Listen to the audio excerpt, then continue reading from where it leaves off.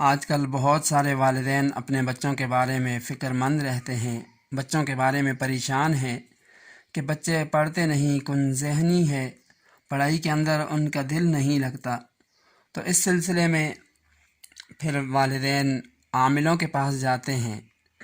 یاد رکھیں، والدین اپنی اولاد کے حق میں سب سے بڑے عامل ہیں۔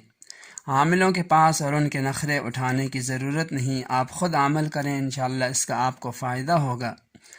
اس سلسلے میں ایک بات تو یہ عرض کر دوں کہ اپنے بچوں کو موبائل اور ٹی وی سے بچائیں۔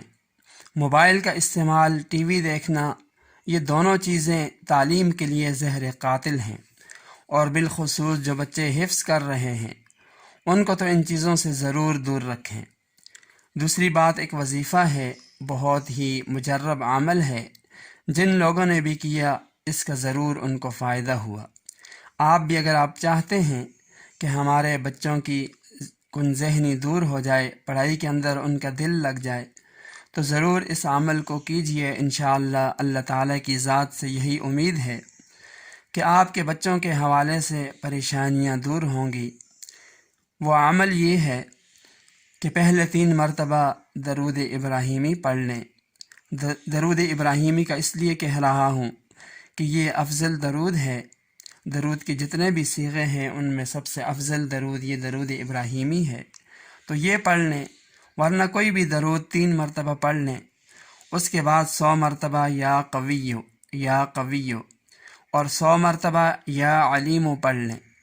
اس کے بعد 3 مرتبہ سورہ انشراح، الم نشرح لک صدرک، 30ویں پارے کی صورت ہے، یہ مکمل صورت 3 مرتبہ پڑھنی ہے۔ اور پھر اس کے بعد 16ویں پارے کی یہ آیات ہیں، 3 مرتبہ ان کو پڑھ لیں۔ رب اشرح لی صدری ویسر لی امری واحلل عقدۃ من لسانی یفقہوا قولی، یہاں تک یہ جو آیات ہیں ان آیات کو 3 مرتبہ پڑھنا ہے۔ اور پھر 3 مرتبہ سبحانک لا علم لنا الا ما علمتنا انک انت العلیم الحکیم، اور پھر آخر میں 3 مرتبہ حسبنا اللہ و نعم الوکیل، اور آخر میں 3 مرتبہ درود شریف پڑھ لیں۔ یہ عمل ہو جائے گا۔